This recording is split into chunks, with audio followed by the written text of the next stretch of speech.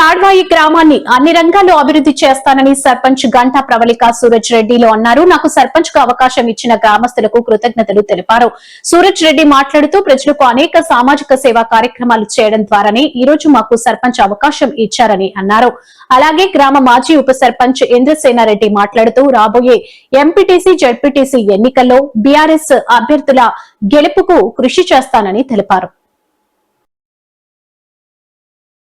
Wife of Pravalika మాది తాడవాయి గ్రామ panchayat head quarter.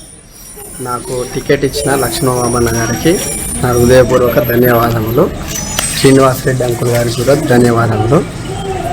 మాకు సర్పంచ్గా టికెట్ ఇచ్చి గ్రామాన్ని అభివృద్ధి చేయమని వారు మా ముందుకు వచ్చారు. మేము అదేవిధంగా నామినేషన్ వేయడం జరిగింది. అందులో పాల్గొని గెలవడం కూడా జరిగింది.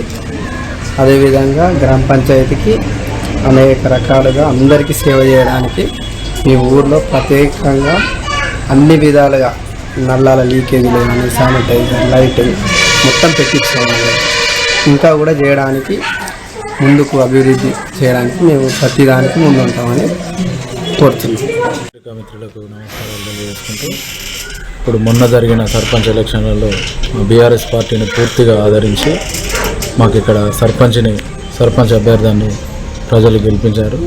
దానికి ప్రజల కృతజ్ఞతలు తెలియజేసుకుంటూ రాబోయే ఎంపీటీసీ జెడ్పీటీసీ ఎలక్షన్లో కూడా ప్రజలు ఇదే విధంగా ఆదరిస్తారని, ఇదే విధమైన నమ్మకాన్ని మా మీద ఉంచి రాబోయే ఎలక్షన్లలో కూడా మాకు పూర్తి మెజార్టీతో గెలిపిస్తారని ఆశిస్తున్నాం. ఇక ముందు కూడా మా సర్పంచ్ ద్వారా పూర్తిగా ఇక్కడున్న సర్పంచ్ వల్ల అయ్యే పనులన్నీ చేస్తాం. రాబోయే ఎలక్షన్లలో కూడా మా ఎంపీటీసీ జెడ్పీటీసీలు కూడా గెలిపించడానికి ప్రజలు ఈ సర్పంచ్ని గెలిపించారు కాబట్టి ఈ అభివృద్ధి పనులు చూసి మళ్ళీ రాబోయే వాటిల్లో కూడా గెలుస్తామనే నమ్మకం అయితే మాకుంది. గెలిపిస్తారని నమ్ముతున్నాం.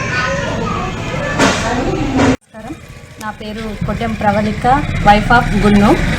సో మాది తాడ్వాయి మండలంలో మాది తాడ్వాయి మేజర్ గ్రామం. సో ఇక్కడ నేను బీఆర్ఎస్ పార్టీ తరఫు నుంచి పోటీ చేసి గెలవడం నాకు చాలా సంతోషంగా ఉంది. ఇంకొకటి ఏంటంటే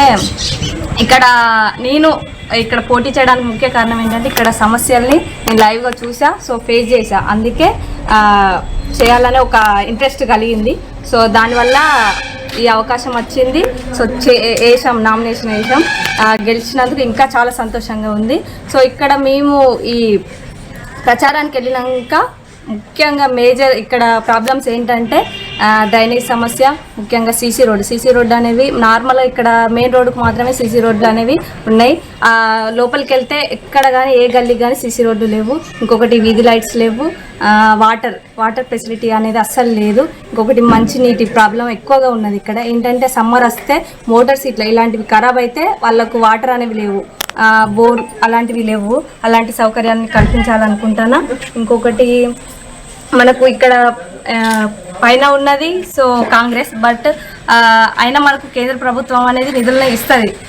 ఇంకొకటి ఏంటంటే గ్రామ పంచాయతీకి అనేవి వచ్చే నిధులు వస్తాయి. సో వాటితో పాటు అవి వచ్చినా రాకున్నా ఇంతకుముందు మా హస్బెండ్ సేవా భావంతో సో చాలా మందికి సేవ చేసిండు. సో ఇప్పుడు కూడా మేము అలాగనే సేవ చేస్తాం. అక్కడ నిధులు వచ్చినా రాకుండా తాడ్వాయిని మ్యాక్సిమం డెవలప్ చేయడానికి మా వంతు సహకరిస్తాం.